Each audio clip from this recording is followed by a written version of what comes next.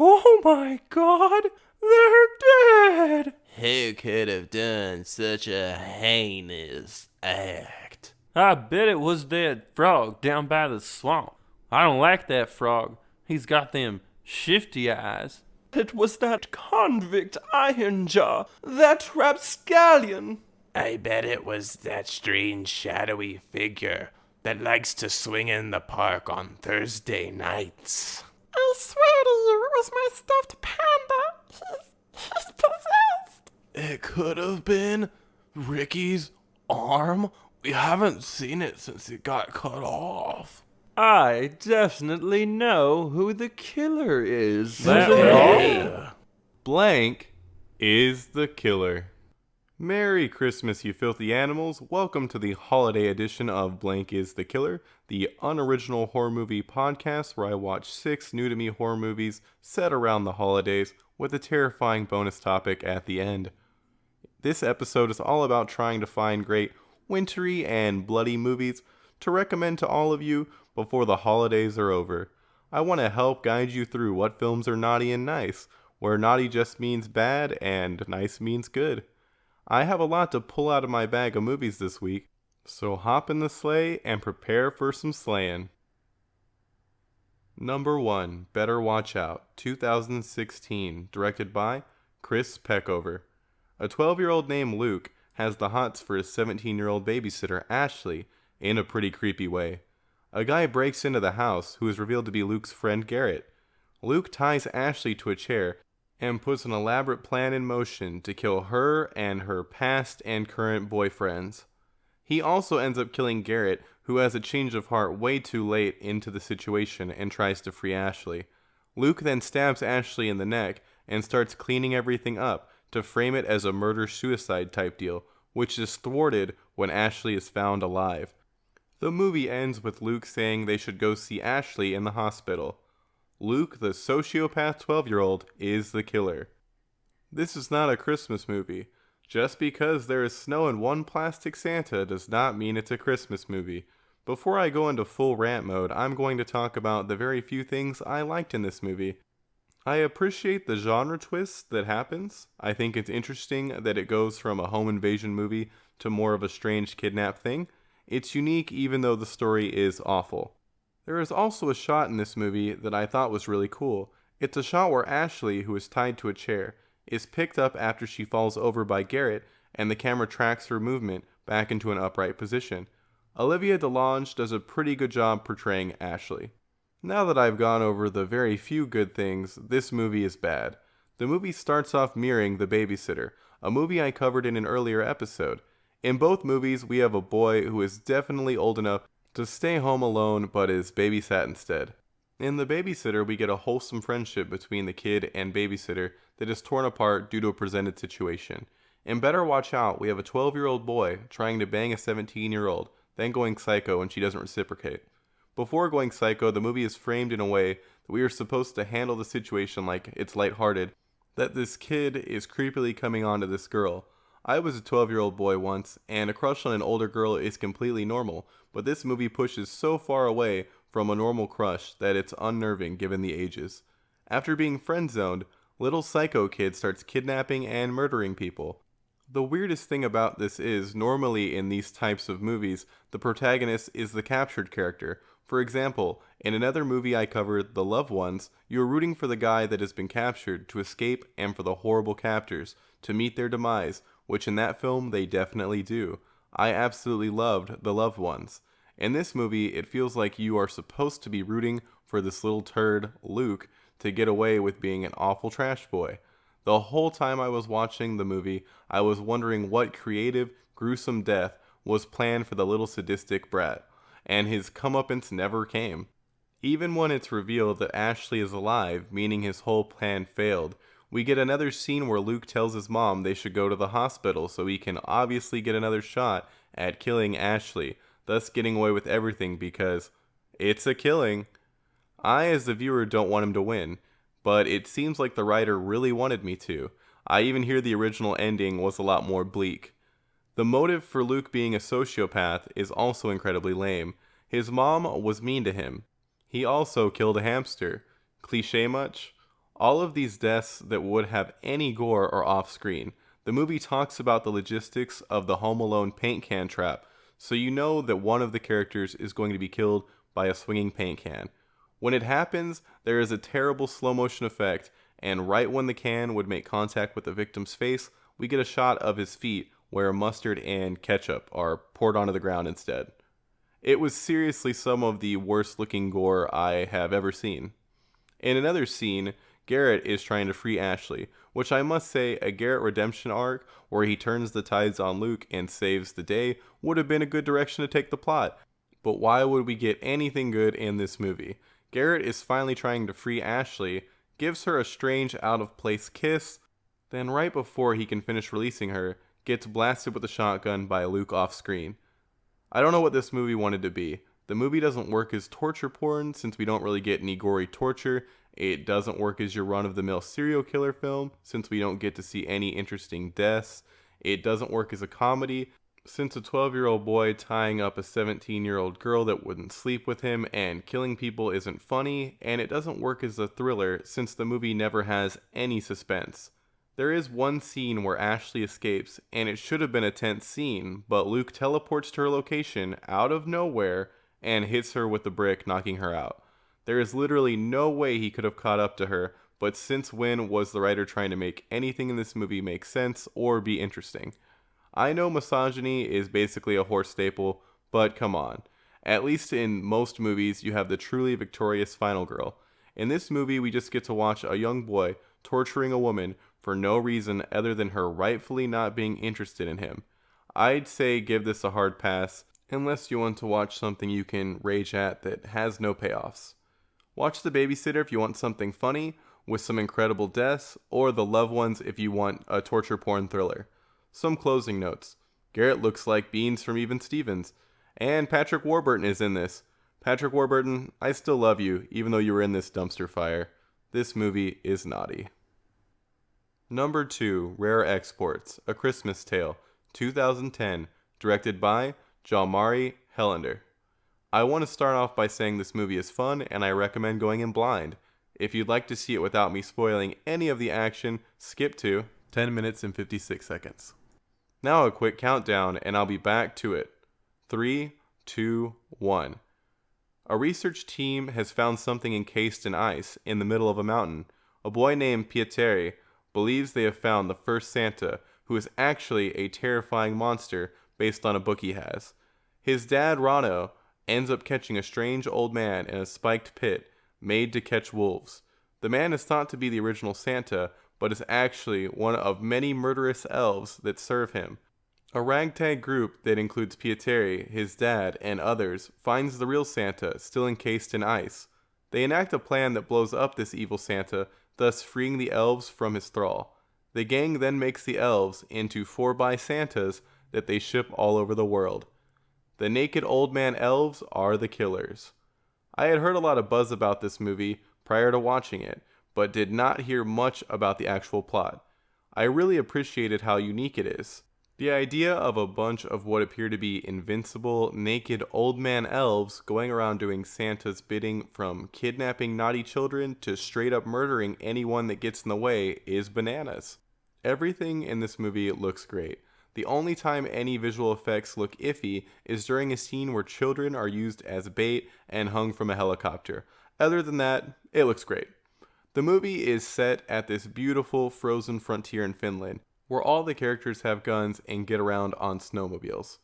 There isn't really any human gore prominently shown in the movie, besides a bloodied elf and a man that gets bitten below the ear by said elf, but the little bits of gore that are shown are done well, and there is a scene that has a bunch of mauled reindeer that looks incredible. There is also only one kill shown on screen, where the man in charge of the dig team gets a pickaxe to the back of the head. It's done very quickly and you don't see much. Something strange about the movie is the fact that there are no women shown. There might actually be some women in a scene when they are waiting for the reindeer to march into a giant pen, but if they were there, they don't get any prominent screen time. There are a ton of naked old guys though, so many old wieners. In this movie, the elves steal a bunch of heat sources in order to thaw old Santa. When you see all the different things like ovens, radiators, and hair dryers, around the big ice cube Santa, it doesn't look like anything is actually connected to electricity or gas. I can suspend my disbelief when it comes to fairy tale characters, but not having a power source for all those appliances is where I draw the line. I would have liked to see Monster Santa in all of his glory. We get to see pictures of what he could look like in a book Pietari has, and we also get to see Santa's gnarly horns stick out of the ice, but unfortunately the monster is blown up before he has time to thaw and wreak havoc. The movie also has some horrifying dolls that the elves leave behind when they kidnap a kid. A movie where those dolls are alive and hunting down people would be incredibly terrifying. I enjoyed this movie. It feels incredibly fresh. It's not going to be a holiday tradition for me, but it's a fun time and has that Christmas feel. Give it a watch if you can handle a bunch of naked old guys. A bunch. This movie is nice. Number 3, Home for the Holidays, 1972, directed by Llewellyn Moxey. 4 sisters, Alex, Freddie, Joanna, and Chris, go back home. Alex has asked her sisters to come to their childhood home because their father told her that his new wife, Elizabeth, is poisoning him. Once there, a killer wearing a raincoat starts picking off the sisters one by one. In the end, it is revealed that Alex has killed her father and all of the sisters except Chris, who Alex thought died but is actually still alive. This leads to Alex's arrest and foils her plans of framing Elizabeth. Alex is the killer. This movie was recommended by my mom. It's a made-for-TV movie she saw when she was a kid. She thought I might not like it since it isn't really graphically gory. I do love gore, but I don't believe it's a necessity for all horror movies. I really enjoyed this one. All of the characters have different quirks, and the acting is hammy in a good way. I swear the father has a hilarious reaction every time he is on screen. The sound design in this movie is also incredibly fun. Whenever someone says something dramatic during scenes with the storm in the background, you get some accompanying thunder. There's also a chase scene that overuses an orchestral crescendo over and over, which is really funny. There are 3 kills with only 2 shown on screen. The best kill is the first one, where Alex, sporting a raincoat, rubber gloves, and boots, stabs Joanna in the back with a pitchfork. The father and his new wife are both rumored to have killed their previous spouses, but everyone seems to be cool with that. If I thought someone I knew purposefully murdered someone, I think I'd go to the police. To be fair, Elizabeth talks about being arrested for the crime, which we are never 100% sure if she committed it or not. One of the best things about this movie is Alex's motive for killing. She kills everyone she can due to being sick of everyone needing her help and the feeling that she can't walk away from them while they are still alive because their helpless faces would follow her. I feel like the helpless faces that they had when she murdered them would follow her even closer, but hey, at least they won't be asking for help anymore. This is a fun made-for-television slasher that doesn't necessarily scream Christmas, even though it is set on Christmas Eve and the actual day. It is interesting seeing a young Sally Field play Chris. The last thing I saw her in was a Netflix movie called Little Evil starring Adam Scott, and that was a steaming pile of dog vomit.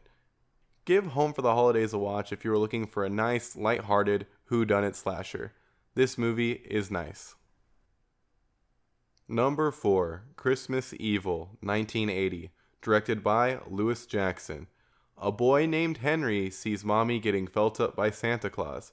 He grows up to be a complete Santa freak. All he wants to do is be Santa. He becomes Old Saint Nick and starts delivering presents to children. During his deliveries, he kills some adults, which gets the police on his tail and prompts an angry mob to form. He escapes the mob and the police by flying off a bridge in his van, soaring into the moonlit sky. Harry is the killer. I had to check this one out when I heard that John Waters has said this is the greatest Christmas movie ever made. It's the first movie I've watched for the holidays that screamed American Christmas. I really enjoyed it. The actor that plays Harry, Brandon Maggart, is amazing. He portrays the very unsettling character perfectly. Fun fact, Brandon Maggart is singer Fiona Apple's dad. This is a character-driven film about a broken man that ends up going on a small rampage of murder and present delivery. Unlike the killers in most of the movies watched for this podcast, Harry seems a lot more real. His character is fascinating. The entire time he's on screen, you can just feel that something is off about him, and right up until his first kill, You never really know when he's going to finally snap. This movie is way more about Harry's craziness than it is about crazy kills. This movie only has 4 kills in it. 3 happen together, with 1 being a little later in the movie. The last kill is probably my favorite, since the murder weapon is even more ridiculous than a little toy guard that is used to stab an eyeball prior. Harry cuts a guy's throat with a star from the top of a Christmas tree, after failing to suffocate the man with a bag of presents. It's incredibly surreal to watch Harry, dressed as Santa, kill a man with items that basically represent Christmas. Regarding the present deliveries, Harry has been creepily spying on the neighborhood kids in order to see who's been naughty or nice. He keeps detailed notes on what he sees in his naughty and nice books, which show that Harry has impeccable handwriting. Seriously, his penmanship is beautiful. The main kid that we focus on who ends up in the naughty book is Moss Garcia. This leads to a lot of funny scenes that have Henry running around yelling Moss Garcia over and over. There is some interesting cinematography in this movie at times, like when Harry is a kid on the stairs watching his mom get felt up by Santa. But overall, the way the movie was shot was pretty standard. Something that really stands out is the score. It's very unique and unnerving. It fits the mood of the film perfectly while heightening the haunting atmosphere. One standout scene that is pretty ridiculous is a police lineup of Santas. The idea of a Santa lineup is just insane. That being said, the police could have easily been cut out of the film. They have no impact and are the weakest part. The cop cars chasing him make sense, but the time spent with the detectives is filled with bad acting and terrible dialogue that is completely unnecessary for the plot. The ending is kind of strange since a van flying off into the moonlight is a little unrealistic. My take on it is that the van flying away was part of Harry's delusion. This isn't your run-of-the-mill slasher. It's a slow burn look into mental illness that kept me enthralled throughout. I recommend checking this one out. Oh, one more thing. How did the angry mob get together with so many torches at the drop of a hat? Are they just always ready to mob? That must be one unruly neighborhood. This movie is nice. Number 5. Silent Night, Deadly Night, 1984. Directed by Charles E. Sellier, Jr. A man dressed as Santa goes on a killing spree, which makes 2 boys into orphans. One of the boys, Billy, saw everything as Santa killed his parents.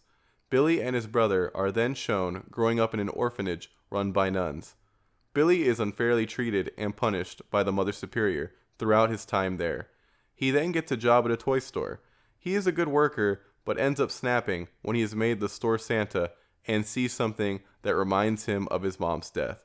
He then goes on to punish a bunch of people by killing them for being naughty. His punish spree is ended when he is shot and killed by a police officer right before he is able to kill the Mother Superior.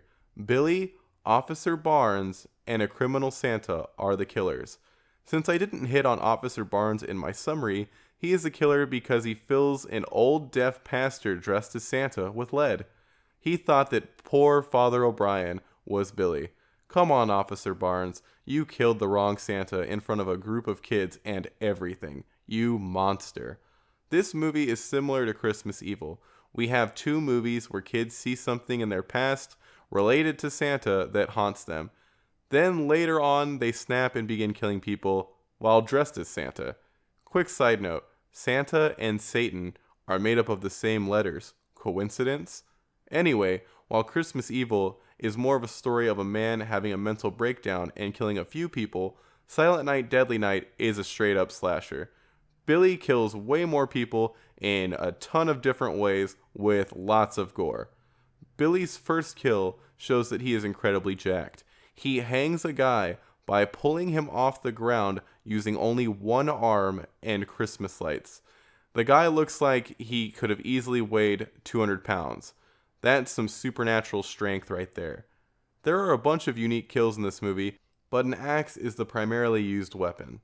The gore in this is executed practically and well done for the most part. It's not the most realistic, but totally worked for this over-the-top slasher. The acting in this is pretty bad, especially when it comes to Billy.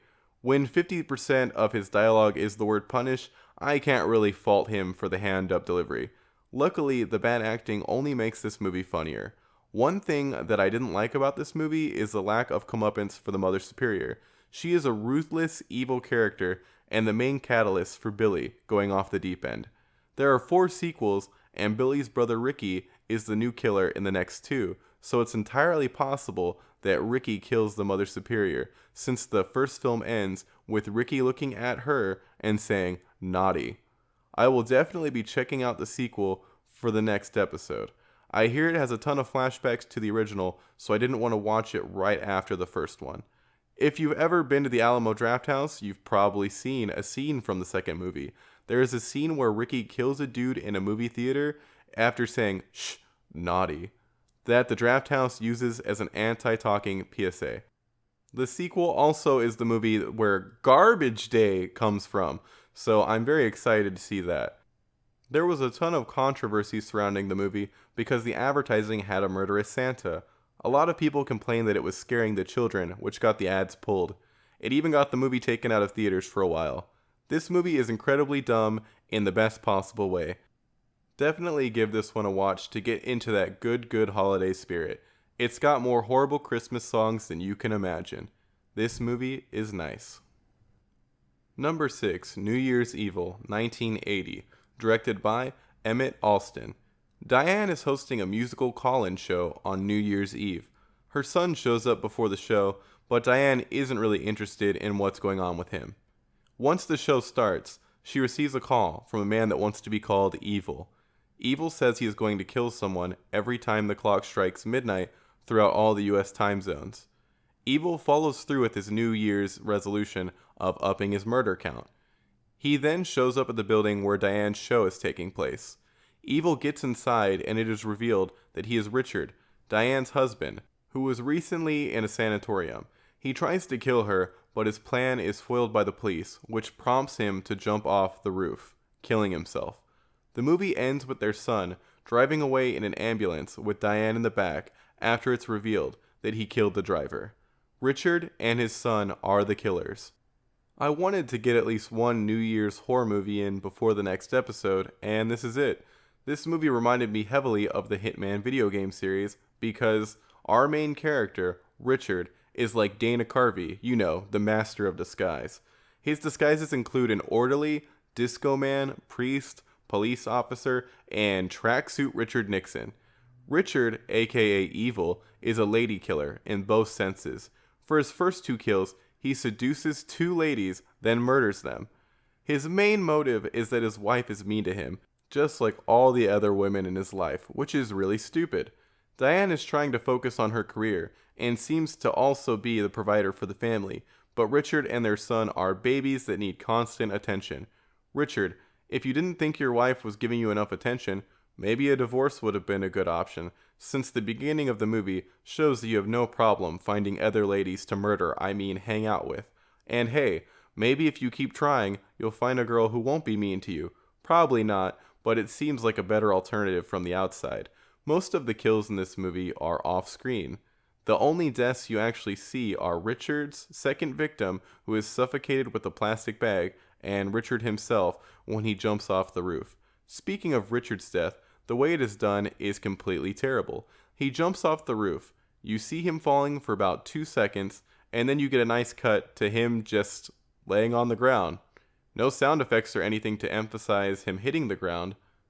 The gore isn't great, but considering a switchblade was used for most of the kills, it didn't really need to be good. The only dead body that didn't make any sense was Richard's. Dude jumps off a really tall building and just ends up face down with an arm around his back with a bloody hand. Everything to do with his death was bad. His acting also takes a nosedive as soon as he reveals that he's the killer to Diane. It wasn't great before, but oh man, does it become horrendous after that reveal. Most of the other acting was good enough for what this movie is. This movie leans on New Year's Eve to make it memorable, since everything in the movie is pretty mediocre. One thing that I liked was a scene where they are finding 2 girls' bodies in a backyard. One is propped up with a swing set, and the other literally slides into frame down a slide. I thought that was pretty great. Also, the murder plan that Richard has for Diane is pretty unique. He chains her to the bottom of an elevator and sends it to the top of the building to then have it crash down. The plan is foiled, but an original one. One thing I had a pretty big gripe with is the son killing an ambulance driver and stealing the ambulance.